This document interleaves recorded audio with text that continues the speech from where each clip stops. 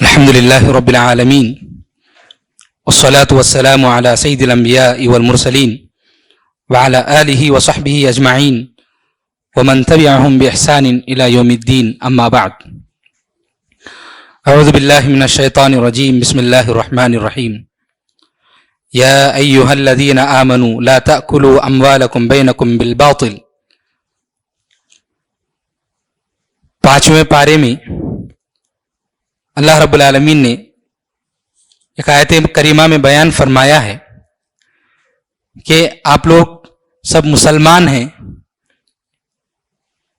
اور مسلمان سب آپس میں ایک دوسرے کے بھائی ہوتے ہیں، تو آپس میں جب معاملہ کرتے ہیں تو معاشی استحصال نہ کریں، یعنی کسی کا مال ناحق جو ہے زبردستی نہ کھائیں، کسی کو دھوکہ نہ دیں۔ یہ جو ہے اللہ رب العالمین نے بیان فرمایا اللہ رب العالمین نے یا ایھا الذین آمنوا لا تأکلوا اموالکم بینکم بالباطل، کہ ایمان والو آپس میں ایک دوسرے کا مال باطل طریقے سے جو ہے حاصل نہ کرو، نہ کھاؤ۔ یہ اللہ رب العالمین نے جو اس آیت کریمہ میں بیان فرمایا۔ اس کے بعد ایک آیت آئی ہے یہاں پر، اس آیت کریمہ میں اللہ نے فرمایا وَلَا تَتَمَنَّوْا مَا فَضَّلَ اللَّهُ بِهِ بَعْضَكُمْ عَلَى بَعْضٍ۔ اس آیت میں اللہ نے فرمایا ہے کہ اللہ نے دنیا میں اپنا ایک نظام قائم رکھا ہے دنیا کو چلانے کے لیے۔ اللہ کا ایک سسٹم ہے کہ اللہ رب العالمین دنیا میں کسی کو مال زیادہ دیتے ہیں، کسی کو کم دیتے ہیں، کسی کو کوئی عہدہ دیتے ہیں، کسی کو نہیں دیتے ہیں۔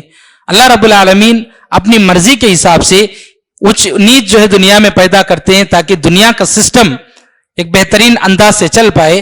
یہ اللہ رب العالمین کا اپنا قانون ہے۔ تو ایسے موقع پر انسان کو اللہ رب العالمین جو بھی پوزیشن دیتے ہیں، چاہے وہ مال کے اعتبار سے ہو یا کوئی بھی اعتبار سے ہو، انسان جو ہے اس جو بھی پوزیشن ملی اس کو جو ہے احترام کرنا چاہیے، اس پوزیشن کا خود اپنا بھی کرنا چاہیے اور دوسروں کا بھی احترام کرنا چاہیے۔ اللہ نے ہم کو کسی وجہ سے جو بھی پوزیشن دی ہے ہم اپنا احترام کریں، پھر دوسروں کو جو پوزیشن ملی ہے اس کو جو ہے احترام کریں۔ غرض یہ کہ اپنا اور دوسروں کا جو ہے اہتمام ضروری ہے، لیکن ایسے موقع پر آدمی دوسروں کو جو نعمتیں ملی ہیں وہ نعمتیں ملنے کی جو ہے زیادہ تمنا نہ کرے۔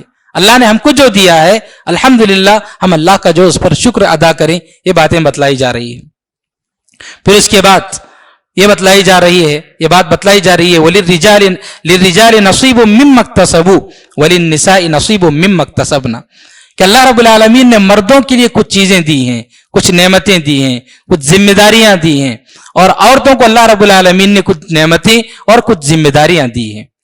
تو اللہ کا یہ اپنا قانون ہے کہ مردوں کے لیے کچھ اور عورتوں کے لیے کچھ۔ تو اس موقع پر اللہ رب العالمین نے یہاں پر ایک بات بتلائی ہے، الرجال قوامون علی النساء، کہ اللہ رب العالمین نے مردوں کو عورتوں پر فوقیت عطا کی ہے ذمہ داری کے اعتبار سے۔ اللہ رب العالمین نے مرد کو گھروں میں حاکم بنایا ہے، گھروں کا ذمہ دار بنایا ہے۔ تو عورتیں یا گھر کے جو بھی افراد ہیں، گھر کا جو مرد ہوتا ہے اس کو ذمہ دار جو ہے سمجھنا چاہیے، اس کی سربراہی کے جو ہے تسلیم کرنا چاہیے۔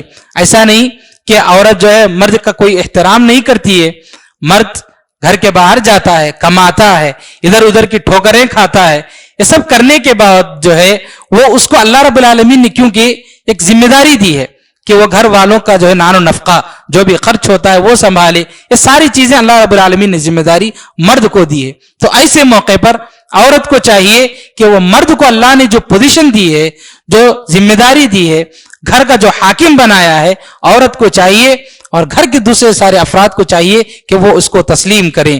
یہ بات اللہ رب العالمین نے اس آیت کریمہ میں بیان فرمائی ہے۔ اور ایسے موقع پر اللہ نے عورتوں کی کچھ نیک صفات کا بھی تذکرہ فرمایا۔ اللہ رب العالمین نے فرمایا فالصالحات قانتات حافظات للغیب بما حفظ اللہ۔ نیک عورتوں کی صفات بیان کرتے ہوئے فرمایا کہ عورتیں قانتات، نیک عورتیں جو ہے مرد کو جو ذمہ داری دی گئی ہے، مرد کو جو گھر کا حاکم بنایا گیا ہے، اس بات کو عورتیں، نیک عورتیں تسلیم کرتی ہیں۔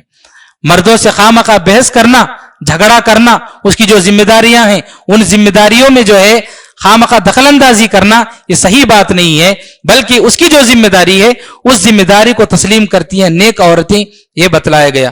پھر فرمایا حافظات للغیب، کہ جب شوہر گھر میں نہیں ہوتا ہے تو گھر کی حفاظت کرنا، شوہر کے مال کے جو کچھ مال گھر میں ہے اس کی حفاظت کرنا، اپنی عزت و آبرو کی حفاظت کرنا، یہ جو ہے نیک عورتوں کی نشانی ہے، علامات ہیں، صفت ہیں، یہ اللہ رب العالمین نے جو ہے یہاں پر اس آیت کریمہ میں بیان فرمایا۔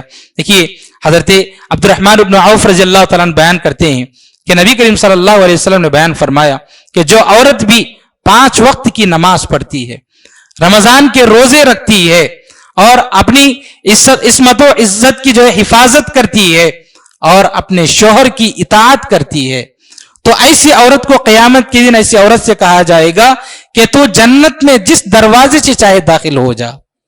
سبحان اللہ، اتنی بڑی جو ہے بات کہی گئی ہے۔ تو عورتوں کو چاہیے کہ وہ اللہ رب العالمین کی اطاعت کے ساتھ ساتھ اپنے شوہروں کی بھی جو ہے اطاعت و فرما برداری کریں، یہ بات جو ہے یہاں پر بتلائی جا رہی ہے۔ اس آیت اس صورت میں، اس پارے میں جو لوگ اللہ کی اور رسول کی نافرمانی کرتے ہیں ان لوگوں کے لیے ایک دردناک عذاب بتلایا گیا ہے۔ اللہ نے فرمایا ان الذین کفروا بآیاتنا سوف نصلیہم نارا، کہ جو لوگ ہماری آیتوں کا انکار کرتے ہیں بہت جلد ہم انہیں جہنم میں داخل کریں گے۔ عربی زبان میں سوفا کا جو معنی استعمال ہوتا ہے بہت جلد، عن قریب، بہت ہی قریب ہم جو انہیں جہنم میں داخل کریں گے۔ پھر فرمایا کلما نضجت جلودہم بدلناہم جلودا غیرہا۔ سبحان اللہ، اللہ رب العالمین نے عذاب کی مختلف شکلیں جو تیار کر رکھی ہیں جہنم میں، اس میں سے ایک شکل یہ بتلائی گئی ہے کہ انسان کی جب جلد یہ جل کر آگ میں جو جھلس جائے گی، جل کر جو ختم ہو جائے گی جلد، تو پھر اللہ رب العالمین ایک دوسری نئی جلد اس کے جسم پر لائیں گے۔ ایک سائنسی انکشاف بھی ہے، سائنس بھی یہی کہتی ہے جو ہے جب انسان کو جب کوئی آگ یا کوئی چیز اس کے جسم پر جلتی ہے تو یہ جو چمڑا جو جلد ہوتی ہے اسی پر اس کا احساس ہوتا ہے۔ جب یہ چمڑا نہیں ہوتا ہے تو ہڈی پر آگ اگر لگتی ہے تو تکلیف کا احساس نہیں ہوتا ہے۔ تو اللہ رب العالمین قیامت کے دن اس کی جلد کو جو ہے جلایا جائے گا، جب اس کی جلد پوری طرح جل کر ختم ہو جائے گی اللہ رب العالمین نئی جلد دیں گے، پھر عذاب ہوگا، پھر نئی جلد، یہی سلسلہ چلتا رہے گا۔ یہ ایک دردناک عذاب ہے، اللہ رب العالمین ہم سب کو جو ہے اس سے بچائے۔ اس طرح کے عذابات سے بچنے کے لیے اس پارے کے آخر میں 2 باتیں بتلائی گئی ہیں کہ 2 اصول ہیں، اگر تم ان 2 اصولوں کو اپناؤ گے تو اللہ رب العالمین کے اس عذاب سے بچا لیے جاؤ گے۔ فرمایا اللہ رب العالمین نے ما يفعل اللہ بعذابکم ان شکرتم وآمنتم وکان اللہ شاکرا علیما۔ اللہ رب العالمین ایسے لوگوں کو عذاب نہیں دیتے ہیں، کون؟ ان شکرتم، اللہ رب العالمین نے آپ کو زندگی میں جو بھی نعمتیں دی ہیں، ہر قسم کی نعمت، انسان جو سانس لیتا ہے یہ اللہ کی بہت بڑی نعمت، انسان پانی پیتا ہے، کھاتا ہے، چلتا ہے، پھرتا ہے، یہ جو صحت ہے، ہر چیز اللہ کی بہت بڑی نعمت ہے۔ تو انسان کو چاہیے کہ وہ اللہ کا شکر ادا کرے، اللہ کی نافرمانی نہ کرے، ناشکر اپن اختیار نہ کرے۔ فرمایا ان شکرتم، اگر تم اللہ کا حقیقی معنوں میں شکر ادا کرو گے، وآمنتم، اور جو ایمان مطلوب ہے تم سے وہ ایمان تم اگر حقیقی معنوں میں اللہ پر مکمل طور پر رکھو گے، یہ 2 اصول اگر انسان اپنائے گا تو اللہ نے فرمایا ما يفعل اللہ بعذابکم، اللہ رب العالمین تم کو عذاب نہیں دے گا۔ تو غرض یہ کہ ان چیزوں کا ہم جو ہے لحاظ رکھیں، ان باتوں کا اہتمام کریں۔ اس کے بعد 6واں پارہ شروع ہوتا ہے، سورۃ النساء ہی کا یہ جو تسلسل ہے، 6 پارے میں یہ باتیں بتلائی گئی ہیں شروعات میں کہ یہودی جو ہیں وہ لوگ کہتے ہیں کہ ہم نے عیسیٰ علیہ السلام کو قتل کیا۔ یہودی کہتے ہیں کہ ہم نے عیسیٰ علیہ السلام کو قتل کیا، ان کو سولی پر چڑھایا، اور عیسائی لوگ بھی یہی مانتے ہیں کہ یہودیوں نے مارا اور عیسیٰ علیہ السلام جو ہے ان کی موت ہو گئی، ان کو قتل کیا گیا، یہ عیسائی مانتے ہیں۔ ہوا یہ کہ جب یہودیوں نے دیکھا کہ عیسائی لوگ جو ہے اس بات کو مانتے ہیں کہ ہم نے جو ہے عیسیٰ کو قتل کیا تو یہ ہمارے دشمن ہو گئے، عیسائی لوگ ہمیں اپنا جو ہے بہت بڑا دشمن سمجھتے ہیں، اور عیسائی لوگ بہت پاور میں آ چکے تھے کچھ دنوں کے بعد، تو یہودیوں نے دیکھا کہ یہ لوگ ہم سے ضرور بدلہ لیں گے۔ یہ لوگ بدلہ لانے نہ لیں، اس لیے ہمیں کچھ کرنا ہوگا، کچھ تدبیر اختیار کرنی پڑے گی۔ ان لوگوں نے کیا کیا؟ عیسائیوں کے درمیان ان کے عقائد میں غلط عقیدہ ڈال دیا۔ کیا عقیدہ ڈال دیا؟ یہودیوں نے ڈالا یہ عقیدہ کہ عیسیٰ علیہ السلام اللہ کے بیٹے ہیں، اور ان کی جو موت ہوئی ہے، انہوں نے جو سولی پر جو وہ ان کی وفات ہو گئی ہے، دراصل انہوں نے سارے عیسائیوں کے گناہوں کا کفارہ ادا کیا ہے، سب عیسائیوں کے گناہ معاف ہو گئے ہیں، عیسیٰ علیہ السلام نے یہ کیا۔ جیسے ہی ان کے اندر یہ عقیدہ آ گیا کہ عیسیٰ اللہ کے بیٹے ہیں اور عیسیٰ علیہ السلام کی جو موت ہو گئی وہ دراصل جو ہے ہمارے گناہوں کا کفارہ ہے، تو پھر ان کا غصہ تھوڑا سا ٹھنڈا ہو گیا یہودیوں کے تعلق سے۔ تو یہودیوں نے یہ ساری سازشیں رچی۔ تو اس کے بعد اللہ رب العالمین نے ان لوگوں کا رد پیش کرتے ہوئے قرآن مجید کی اس آیت کو نازل کیا، وما قتلوه وما صلبوه ولكن شبه لهم۔ یہ لوگ جو کہتے ہیں کہ یہودی لوگ کہتے ہیں کہ عیسیٰ علیہ السلام کی انہوں نے مارا، اور یہ لوگ سمجھتے ہیں عیسائی کہ عیسیٰ علیہ السلام کی موت ہو گئی، دراصل اللہ نے فرمایا وما قتلوه، ان لوگوں نے قتل کیا ہی نہیں، وما صلبوه، اور ان لوگوں نے سولی پر چڑھایا ہی نہیں، ولیکن شبہ لہم، بلکہ ان لوگوں کو شبہ میں ڈال دیا گیا۔ عیسیٰ علیہ السلام کی شکل میں ایک آدمی کو بنایا گیا، پھر جو ہے ان لوگوں کو شبہ میں ڈال دیا گیا کہ گویا جو ہے عیسیٰ علیہ السلام کی موت ہو گئی۔ پھر فرمایا اللہ رب العالمین نے بل رفعہ اللہ الیہ وما قتلوہ یقینا، یقیناً ان لوگوں نے عیسیٰ علیہ السلام کو قتل نہیں کیا۔ اللہ رب العالمین نے پورے یقین کا لفظ استعمال کر کے کہا کہ یقیناً ان لوگوں نے عیسیٰ کو قتل نہیں کیا، بل رفعہ اللہ الیہ، بلکہ اللہ رب العالمین نے عیسیٰ کو اپنی جانب آسمان میں جو ہے اٹھا لیا۔ یہ جو اللہ رب العالمین نے ان لوگوں کے عقیدے پر رد پیش کرتے ہوئے کہا۔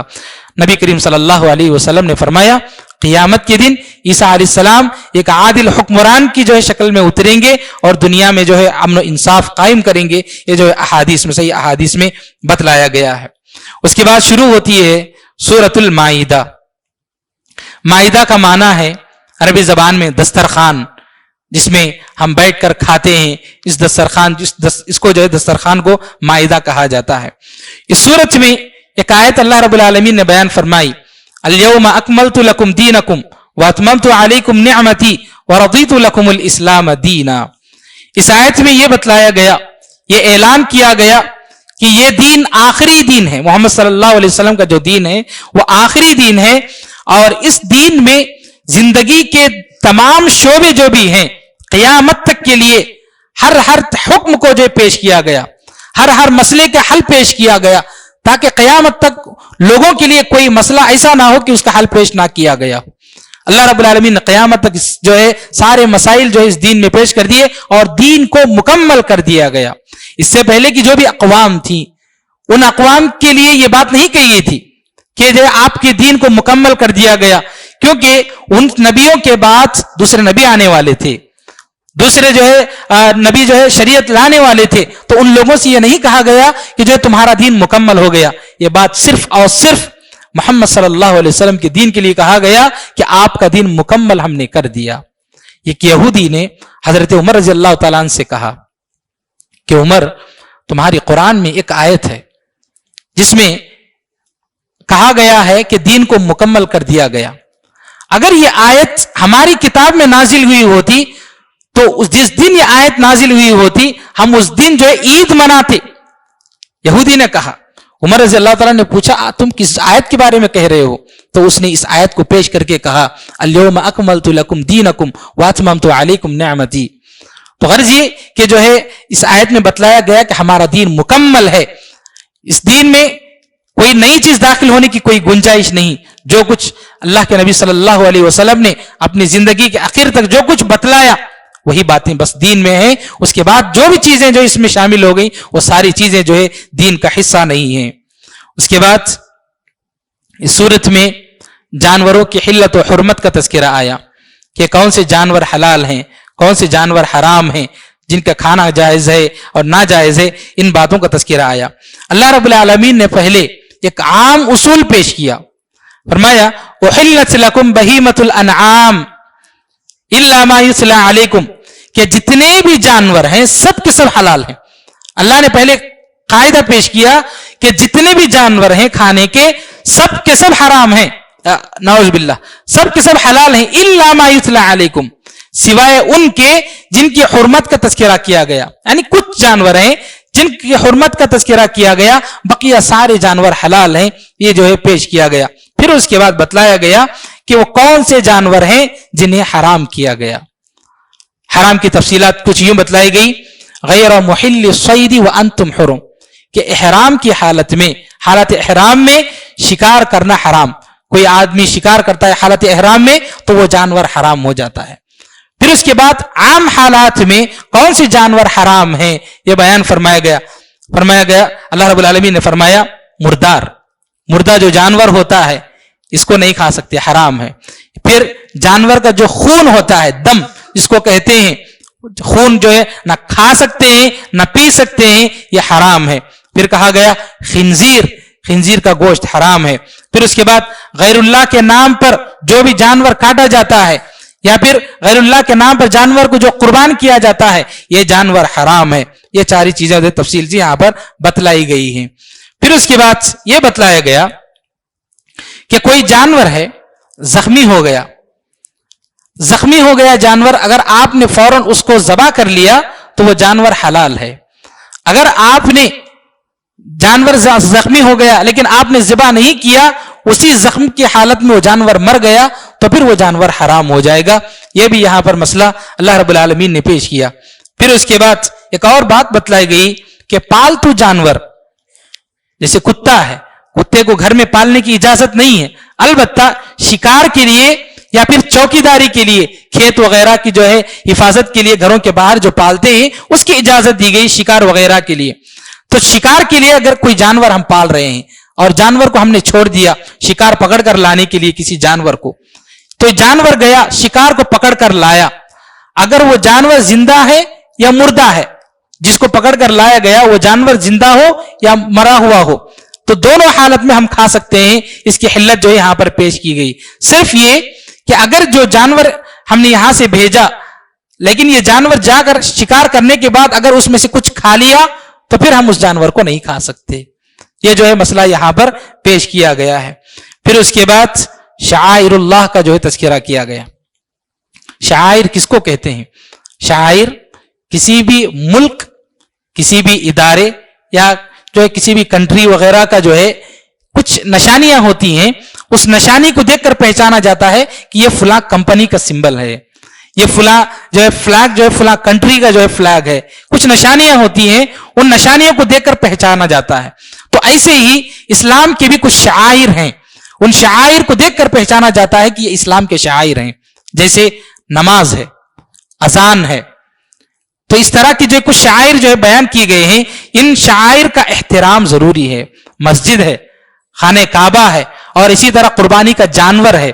تو یہ سب جو ہے چیزیں جو ہے کچھ ایسی ہیں جو اسلام کے شعائر میں سے ہیں، ان کا احترام کرنا ضروری ہے، یہ بتلایا گیا ہے. اگر کوئی آدمی اذان کا احترام نہیں کرتا، مثال کے طور پر اذان ہو رہی ہے، آدمی سنتا نہیں اور جواب نہیں دیتا، بلکہ ایسے موقع پر بیکار کی باتوں میں اگر ہم لگے ہوئے ہیں تو پھر ایسی صورت میں ہم جو اسلام کے شعائر ہیں اس کا احترام نہیں کر رہے ہیں. مسجد میں آ رہے ہیں، مسجد کا احترام نہیں ہے، یہاں پر کرنا کیا ہے، کیا کرنا نہیں کون سی چیز نہیں کرنی ہے، اس کا کوئی جو خیال نہیں رکھتے ہیں. بے احترامی اگر یہاں پر ہو رہی ہے تو پھر اسلام کے شعائر کا جو احترام نہیں ہو رہا ہے. تو غرض یہ کہ اس طرح کے جو بھی اسلامی شعائر ہیں ان کا احترام بہت ضروری ہے. یہ بات بتلائی گئی. ایک آخری بات وہ یہ، اللہ رب العالمین نے اس آیت میں، اس صورت میں یہ فرمایا فطوعت له نفسه قتل اخيه فقتله فاصبح من الخاسرین. آدم علیہ السلام کے بیٹوں کا تذکرہ ہوا کہ آدم علیہ السلام کے ایک بیٹے نے دوسرے بیٹے کو حسد کی وجہ سے قتل کر دیا. قتل کرنے کے بعد پریشان ہو رہا تھا آدم علیہ السلام کا بیٹا کہ کیسے میں اس کو دفناؤں، مطلب کہاں کیا کروں اس لاش کو. اللہ رب العالمین نے کوے کو بھیجا. وہ کوا آیا، زمین کو کھرد رہا تھا. وہ دیکھ کر وہ سمجھ گیا کہ جو ہے مجھے زمین میں اس کو دفن کرنا ہے، جو کہ ایک فطری عمل ہے، زمین میں مردوں کو دفن کرنا. اللہ رب العالمین نے اس کو بتلا دیا.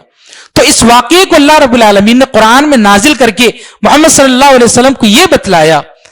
اس کی وجہ یہ تھی بتلانے کی کہ یہودی لوگ نبی کریم صلی اللہ علیہ وسلم سے کافی دشمنی کیا کرتے تھے. کس وجہ سے؟ حسد کی وجہ سے، کہ نبوت ان کی نسل سے نکل کر کے محمد صلی اللہ علیہ وسلم کو ملی. تو کافی حسد یہ لوگ کرتے تھے، دشمنی کرتے تھے. تو بتلایا گیا کہ آدم علیہ السلام کے بیٹے نے دشمنی کی وجہ سے جو اپنے بھائی کو قتل کیا، اس کی وجہ سے اس کو کافی نقصان ہوگا. تو ویسے ہی یہ جو یہودی ہیں جو آپ کے ساتھ حسد کی وجہ سے دشمنی کر رہے ہیں، آپ کو گھبرانے کی ضرورت نہیں ہے، ان کو بھی جو ہے کافی نقصان ہوگا. آدم علیہ السلام کے بیٹے کو نقصان کیا ہوگا قتل کرنے کی وجہ سے؟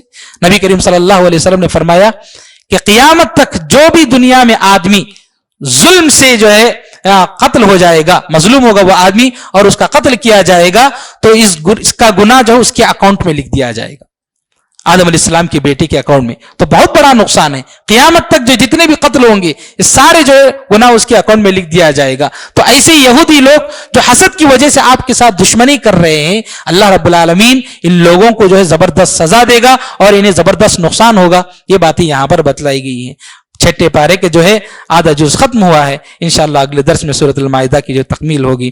رب العالمین سے دعا ہے کہ اللہ تعالی ہم سب کو کتاب و سنت کے مطابق زندگی گزارنے کی توفیق نصیب فرمائے. رب العالمین ہماری عبادتوں کو قبول فرمائے. رب العالمین ہمارے قیام اللیل کو قبول فرمائے. رب العالمین ہمارے روزوں کو قبول فرمائے. رب العالمین ہم میں سے جو بھی پریشان حال ہیں اللہ سب کی پریشانیوں کو دور فرمائے. اللہ ہم میں سے جو بھی بیمار ہیں اللہ انہیں شفا کاملہ عاجلہ عطا فرمائے. رب العالمین جب تک ہمیں دنیا میں رکھ کتاب و سنت کے مطابق زندگی گزارنے کی توفیق نصیب فرما. جب موت آئے خاتمہ بالخیر فرما. آمین. وآخر دعوانا ان الحمدللہ رب العالمین. ربنا تقبل منا انک انت السمیع العلیم وتب علینا انک انت التواب الرحیم برحمتک یا ارحم الراحمین والحمدللہ رب العالمین.